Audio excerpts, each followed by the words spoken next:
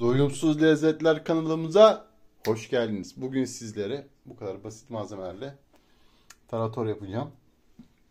Hemen başlayalım. Havuç, kabak ve sarımsak. Hemen onu böyle bir karışım yapabileceğimiz bir tabağa aldık.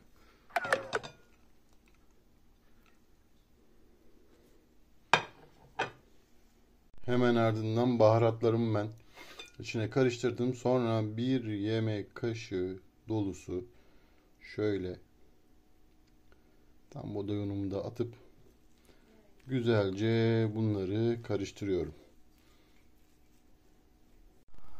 Sadece ve sadece bir yemek kaşığı kadar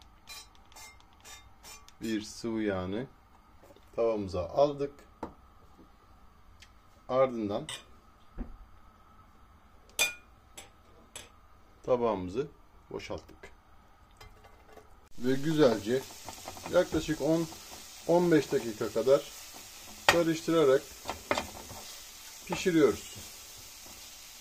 15 dakika tavada önlü arkalı çevire çevire pişirdikten sonra biraz soğumaya alıyorum.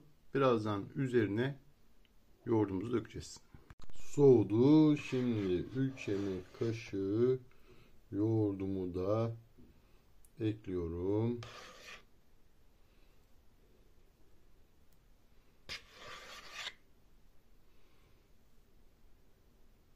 Hazır.